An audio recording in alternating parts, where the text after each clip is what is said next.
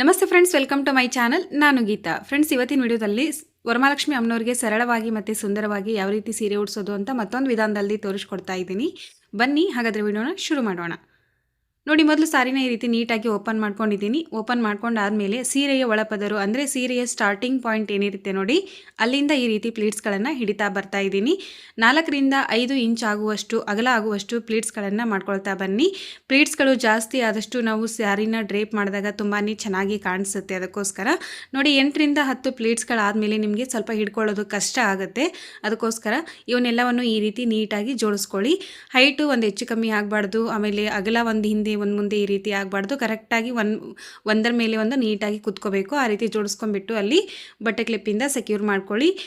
ಮಿಡಲಲ್ಲಿ ಆಗಿರ್ಬೋದು, ಎಂಡಲ್ಲಿ ಆಗಿರ್ಬೋದು, ಅದೇ ಪ್ರೊಸೆಸನ್ನು ಮಾಡಿಕೊಂಡು ನಾನು ಬಟ್ಟೆ ಕ್ಲಿಪ್ಪಿಂದ ಸೆಕ್ಯೂರ್ ಮಾಡ್ಕೊಳ್ತಾ ಇದ್ದೀನಿ.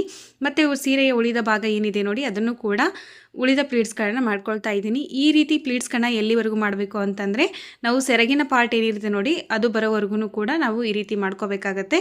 ಪ್ಲೀಟ್ಸ್ಗಳೆಲ್ಲ ಸೆಂಟರ್ ಪ್ಲೀಟ್ಸ್ಗಳೆಲ್ಲ ಮಾಡ್ಕೊಂಡಾದಮೇಲೆ ಮತ್ತೆ ಈ ರೀತಿ ಪ್ಲೀಟ್ಸ್ಗಳನ್ನು ಜೋಡಿಸ್ಕೊಂಡ್ಬಿಟ್ಟು ಬಟ್ಟೆ ಕ್ಲಿಪ್ಪಿಂದ ಈ ರೀತಿ ಸೆಕ್ಯೂರ್ ಮಾಡ್ಕೊಳ್ಳಿ.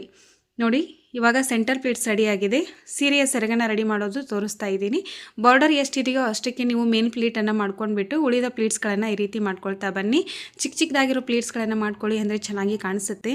ನೋಡಿ, ಈ ರೀತಿ ಪ್ಲೀಟ್ಸ್ಗಳೆಲ್ಲ ಆದಮೇಲೆ ಇಲ್ಲಿ ನಾನು ಗುಂಪಿನಿಂದ ಸೆಕ್ಯೂರ್ ಮಾಡ್ಕೊಳ್ತಾ ಇದ್ದೀನಿ. ನಾನು ಇಲ್ಲಿ ಸೇಫ್ಟಿ ಪಿನ್ನನ್ನು ಯೂಸ್ ಮಾಡಿಲ್ಲ. ಸೇಫ್ಟಿ ಪಿನ್ನನ್ನು ಯೂಸ್ ಮಾಡೋದ್ರಿಂದ ರಿಂಗ್ ಒಳಗಡೆ ಬಟ್ಟೆ ಸಿಕ್ಕೊಂಡು ಸೀರೆ ಹಾಳಾಗೋ ಚಾನ್ಸಸ್ ಇರುತ್ತೆ. ಅದಕ್ಕೋಸ್ಕರ ನಾನಿಲ್ಲಿ ಈ ರೀತಿಯಾಗಿ ಗುಂಪಿನಿಂದ ಸೆಕ್ಯೂರ್ ಮಾಡ್ಕೊಂಡಿದ್ದೀನಿ. ನೋಡಿ, ಎಲ್ಲಿವರೆಗೂ ನಿಮಗೂ ಸೆರಗು ಬೇಕಾಗುತ್ತೋ ಅಲ್ಲಿವರೆಗೂ ಇದೇ ಪ್ರೊಸೆಸನ್ನು ನೀವು ಕಂಟಿನ್ಯೂ ಮಾಡ್ತಾ ಈ ರೀತಿಯಾಗಿ ಸೆರಗನ್ನು ರೆಡಿ ಮಾಡ್ಕೊಳ್ಳಿ. ನೋಡಿ, ನಾನಿಲ್ಲಿ ಒಂದು 3 ಮೊಳ ಆಗುವಷ್ಟು ಸೆರಗನ್ನು ರೆಡಿ ಮಾಡ್ಕೊಂಡಿದ್ದೀನಿ. ಈ ಕಡೆ ಸೆರಗು ರೆಡಿಯಾಗಿದೆ. ಸೆಂಟರ್ ಪ್ಲೀಟ್ಸ್ ನೋಡ್ತಾ ಇದ್ದಾರೆ, ಇದು ಕೂಡ ರೆಡಿಯಾಗಿದೆ. ಈ ರೀತಿ ಫೋಲ್ಡ್ ಮಾಡ್ಕೊಳ್ಳಿ. ನಿಮಗೆ ಇಲ್ಲಿ ಒಂದು 2 ಮೊಳದಷ್ಟು ಅಂದರೆ ಸೆಂಟ್ರಲ್ ಪ್ಲೀಟ್ಸ್ ಮತ್ತು ಸೆರಗಿನ ಭಾಗ ಏನಿದೆ ನೋಡಿ, ಅದರ ಮಿಡಲಲ್ಲಿ ಒಂದು 2 ಮೊಳ ಆಗುವಷ್ಟು ಸಾರಿನ ಹಾಗೆ ಬಿಟ್ಕೊಳ್ಳಿ. ಅದು ಯಾಕೆ ಅಂತ ನಿಮಗೆ ಆಮೇಲೆ ನಾನು ತೋರಿಸ್ತೀನಿ. ನೋಡಿ, ಇವಾಗ ಸೀರೆ ರೆಡಿ ಆಯಿತು.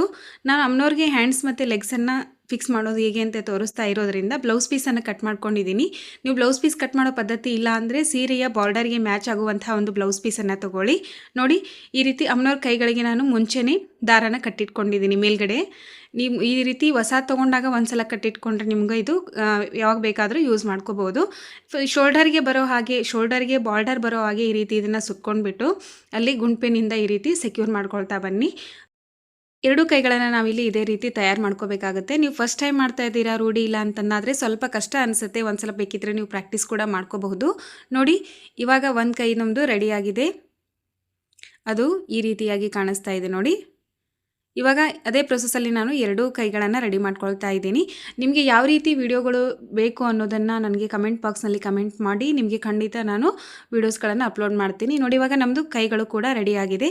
ಈ ಕಡೆ ಒಂದು ಪೀಠ ಇಟ್ಕೊಂಡಿದ್ದೀನಿ. ಇದ್ರ ಮೇಲ್ಗಡೆ ಒಂದು ತಟ್ಟೆಯಲ್ಲಿ ಅಕ್ಕಿ ಹಾಕ್ಕೊಂಡು ಇಟ್ಕೊಂಡಿದ್ದೀನಿ. ಇದ್ರ ಮೇಲ್ಗಡೆ ನಾನು ಕಳಶನ ಇಡ್ತಾ ಇದ್ದೀನಿ. ಈ ಕಳಶಕ್ಕೆ ನಾನು ನೀರನ್ನು ಹಾಕ್ಕೊಂಡಿದ್ದೀನಿ. ಯಾವುದೇ ಕೋಲನ್ನು ಕಟ್ಕೊಂಡಿಲ್ಲ. ನೋಡ್ತಾ ಇದ್ದೀರಾ ನೀವಿಲ್ಲಿ. ಇದನ್ನು ಮಿಡಲಲ್ಲಿ ಇಟ್ಕೊಳ್ಳಿ, ಪೂರ್ತಿ ಫ್ರಂಟಲ್ಲಿ ಇಟ್ಕೋಬೇಡಿ. ಇವಾಗ ಸೀರೆನ ತೊಗೊಂಡ್ಬಿಟ್ಟು ಸೆರಗನ್ನು ಈ ರೀತಿ ಫಸ್ಟಿಗೆ ಹಿಂದ್ಗಡೆ ಇಟ್ಕೊಳ್ಳಿ. ಅದಾದಮೇಲೆ ಸೆಂಟರ್ ಪ್ಲೀಟ್ಸ್ಗಳನ್ನು ಅಂದರೆ ಸೀರೆಯ ಸೆಂಟರ್ ಪ್ಲೀಟ್ಸ್ ಏನಿದೆ ನೋಡಿ, ಅದನ್ನು ಬಿಂದಿಗೆಯಿಂದ 2 ಕಡೆ ಈ ರೀತಿ ಬರಬೇಕು. ಆ ರೀತಿಯಾಗಿ ಹಾಕ್ಕೊಳ್ಳಿ. ಅಂದರೆ ಮೇನ್ ಪ್ಲೀಟ್ ಇರುತ್ತೆ ನೋಡಿ, ನಮ್ಮದು ಫಸ್ಟ್ ಪ್ಲೀಟು ಅದು ಕೆಳಮುಖವಾಗಿರಬೇಕು. ಅಂದಾಗ ಮಾತ್ರ ನೀಟಾಗಿ ಬರುತ್ತೆ. 2 ಕಡೆ ಸಮನಾಗಿ ಬರೋ ರೀತಿ ಈ ರೀತಿ ಜೋಡಿಸ್ಕೊಳ್ಳಿ. ನೋಡ್ತಾ ಇದ್ರೆ ಇಲ್ಲಿ ಈ ರೀತಿ 2 ಕಡೆ ಸಮನಾಗಿ ಬರಬೇಕು. ಆ ರೀತಿ ಜೋಡಿಸ್ಕೊಂಡ್ಬಿಟ್ಟು ಮೇಲ್ಗಡೆ ನಾವು ಬಟ್ಟೆ ಕ್ಲಿಪ್ ಹಾಕ್ಕೊಂಡಿದ್ರೂ ಕೂಡ ಅಲ್ಲಿ ಪ್ಲೀಟ್ಸ್ಗಳು ಜರಗ್ತಾ ಇರುತ್ತೆ ನಮಗೆ. ಅದಕ್ಕೋಸ್ಕರ ಅಲ್ಲಿ ಜರುಗಿರುವಂತಹ ಪ್ಲೀಟ್ಗಳನ್ನು ಕರೆಕ್ಟಾಗಿ ಹಿಡ್ಕೊಂಡ್ಬಿಟ್ಟು ಜೋಡಿಸ್ಕೊಳ್ಳಿ. 2 ಕಡೆಯೂ ಇದೇ ಪ್ರೊಸೆಸನ್ನು ಯೂಸ್ ಮಾಡಿಬಿಟ್ಟು ನೀವು ಜೋಡಿಸ್ಕೋಬೇಕು. ಒಂದು ಪ್ಲೀಟ್ ಮಿಸ್ ಆದ್ರೂ ಕೂಡ ಕೆಳಗಡೆ ನಮಗೆ ನೀಟಾಗಿ ಫಿನಿಶಿಂಗ್ ಬರೋದಿಲ್ಲ. ಅದಕ್ಕೋಸ್ಕರ ಹೇಳ್ತಾ ಇರೋದು. ಇವೆರಡನ್ನು ಕೂಡ ಕರೆಕ್ಟಾಗಿ ಜೋಡಿಸ್ಕೊಂಡು ಆದಮೇಲೆ ಒಂದು ಅಲ್ಲಿ ಸೇಫ್ಟಿ ಪಿನ್ನಿಂದ ಈ ರೀತಿ ಸೆಕ್ಯೂರ್ ಮಾಡ್ಕೊಳ್ಳಿ. ಈ ರೀತಿ ಸೆಕ್ಯೂರ್ ಆದಮೇಲೆ ಸೀರೆ ಸ್ವಲ್ಪ ಬಿಂದಿಗೆ ಹಿಂದೆ ಸ್ವಲ್ಪ ಉಬ್ಬಿರುತ್ತೆ ನೋಡಿ, ಅದನ್ನು ನಿಧಾನವಾಗಿ ಈ ರೀತಿ ಕೆಳಗಡೆ ಜರುಗಿಸ್ಕೊಳ್ಳಿ. ನೋಡಿ, ಇವಾಗ ಕರೆಕ್ಟಾಗಿ ಬಂದಿದೆ. ಹಾಕಿರುವಂತಹ ಬಟ್ಟೆ ಕ್ಲಿಪ್ಪನ್ನು ಓಪನ್ ಮಾಡ್ಕೊಳ್ತಾ ಇದ್ದೀನಿ. ಪೂರ್ತಿಯಾಗಿ ಅಲ್ಲಿ ಪೀಠ ಇಟ್ಕೊಂಡಿದ್ವಲ್ಲ, ಪೀಠದ ಸುತ್ತಮುತ್ತ ನಾವು ರೌಂಡ್ ಶೇಪ್ನಲ್ಲಿ ಬರಬೇಕು. ಪ್ಲೀಟ್ಸ್ಗಳು ಒಂದರಿಂದ ಇನ್ನೊಂದು ಪ್ಲೀಟ್ಸ್ಗೆ ವಿಡ್ತ್ ಏನಿದೆ ನೋಡಿ, ಅವು ಸಮನಾಗಿ ಬರಬೇಕು. ಆ ರೀತಿಯಾಗಿ ನೀಟಾಗಿ ಜೋಡಿಸ್ಕೊಳ್ತಾ ಬನ್ನಿ. ನೋಡಿ, ಈ ರೀತಿಯಾಗಿ ತುಂಬ ಸಾಫ್ಟ್ ಆಗಿರುವ ಸೀರೆ ಆದರೆ ಬೇಗ ಕುತ್ಕೊಳ್ಳುತ್ತೆ. ಸ್ವಲ್ಪ ರಫ್ ಆಗಿರುವ ಸೀರೆ ಆದರೆ ಸ್ವಲ್ಪ ಕುತ್ಕೊಳ್ಳೋದು ಕಷ್ಟ ಆಗುತ್ತೆ ನಿಮಗೆ.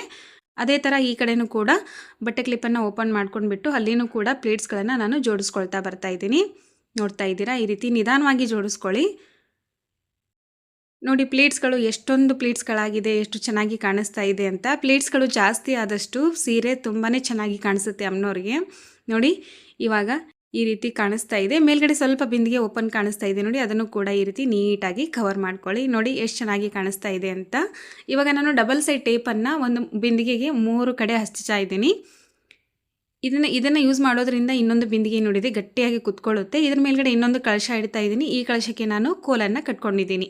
ಇವಾಗ ಕಾಲನ್ನು ಯಾವ ರೀತಿ ಫಿಕ್ಸ್ ಮಾಡೋದು ಅಂತ ನೋಡ್ತಾ ಇದ್ದೀರಾ. ಸೀರೆಯ ಹಿಂದ್ಗಡೆಯಿಂದ ಒಂದು ಪಾರ್ಟ್ ಬಂದಿರುತ್ತೆ ನೋಡಿ, ಅಂದರೆ ನಮ್ಮದು ಸೆಂಟರ್ ಪ್ಲೇಟ್ಸ್ ಮತ್ತು ಸೆರಗಿನ ಮಧ್ಯದಲ್ಲಿ ನಾನು 2 ಮೊಳ ಸೀರೆ ಬಿಟ್ಕೋಬೇಕು ಅಂತ ಹೇಳಿದ್ನಿ ಅಲ್ವಾ, ಆ ಭಾಗದಲ್ಲಿ ಈಗ ಒಂದು ಕಾಲುಗಳನ್ನು ನಾನು ಫಿಕ್ಸ್ ಮಾಡ್ಕೊಳ್ತಾ ಇದ್ದೀನಿ. ಕಾಲಿನ ಮೇಲ್ಗಡೆ ಬರೋ ಹಾಗೆ ಇದು ಬಾರ್ಡರ್ ಬರೋ ಹಾಗೆ ನೀಟಾಗಿ ಅದನ್ನು ರೌಂಡ್ ಶೇಪ್ನಲ್ಲಿ ಸುತ್ಕೊಳ್ಳಿ. ಗುಂಪಿನ ಸಹಾಯದಿಂದ ಅದನ್ನು ಸೆಕ್ಯೂರ್ ಮಾಡ್ಕೊಳ್ಳಿ. ಸ್ವಲ್ಪ ಕಷ್ಟ ಆಗ್ಬೋದು ನಿಮಗೆ ರೂಢಿ ಇಲ್ಲ ಅನ್ನೋದಾದರೆ, ಬಟ್ ಅದು ಕಾಲಿಗೆ ಏನಿದೆ ನೋಡಿ ಬಾರ್ಡರ್ ಬಂದಾಗ ತುಂಬಾ ಚೆನ್ನಾಗಿ ಕಾಣಿಸುತ್ತೆ. ಅದು ಡ್ರೇಪ್ ಮಾಡಿದಾಗ ಈ ರೀತಿ ರೌಂಡ್ ಶೇಪ್ನಲ್ಲಿ ಸುತ್ಕೊಂಡ್ಬಿಟ್ಟು ಗುಂಪಿನ ಸಹಾಯದಿಂದ ಅದನ್ನು ಸೆಕ್ಯೂರ್ ಮಾಡ್ಕೊಳ್ತಾ ಬನ್ನಿ. ಈ ರೀತಿ ಬಲಗಡೆಯ ಕಾಲು ಕೆಳಗಡೆ ಬರಬೇಕು, ಆ ರೀತಿ ಇಟ್ಕೊಂಡ್ಬಿಟ್ಟು ಇನ್ನೊಂದು ಸಲಲ್ಲಿ ಪ್ಲೀಟ್ಸ್ಗಳನ್ನು ಅರೇಂಜ್ ಮಾಡ್ಕೊಳ್ಳಿ.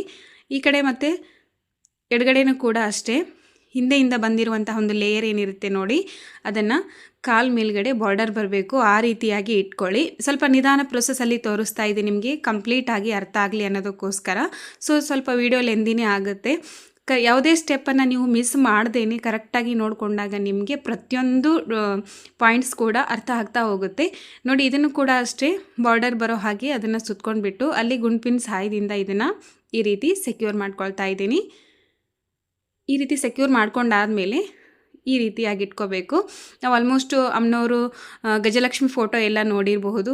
ಒಂದು ಬಲಗಡೆಯ ಕಾಲು ಈ ರೀತಿ ಕೆಳಗಡೆ ಇರುತ್ತೆ, ಒಂದು ಕಾಲು ಈ ರೀತಿ ಮಡಚಿರೋ ಇರುತ್ತೆ. ಆ ಒಂದು ಪ್ಯಾಟರ್ನಲ್ಲಿ ನಾನು ಇವತ್ತು ಸ್ಯಾರಿ ಡ್ರೇಪಿಂಗನ್ನು ಮಾಡಿದ್ದೀನಿ. ಇವಾಗ ಮತ್ತೆ ಪ್ಲೀಟ್ಸ್ಗಳನ್ನು ನೀಟಾಗಿ ಜೋಡಿಸ್ಕೊಳ್ಳಿ. ಅದಾದ ನಂತರ 2 ಕೈಗಳನ್ನು 2 ಬದಿ ಈ ರೀತಿ ಇಟ್ಕೊಳ್ಳಿ.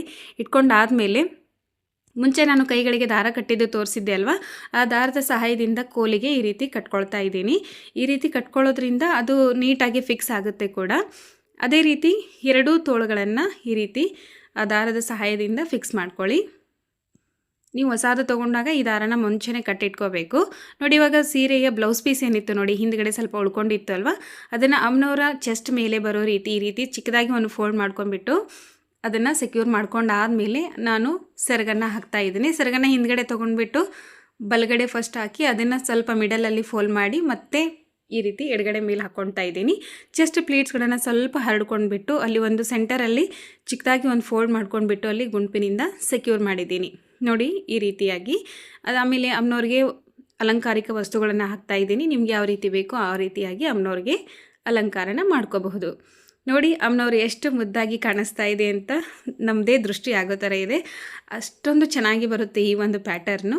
ವಿಡಿಯೋ ಇಷ್ಟ ಆಗಿದೆ ಅಂತ ಭಾವಿಸ್ತೀನಿ. ಇಷ್ಟ ಆದರೆ ಲೈಕ್ ಮಾಡಿ, ಶೇರ್ ಮಾಡಿ, ಕಮೆಂಟ್ ಮಾಡಿ. Thanks for watching.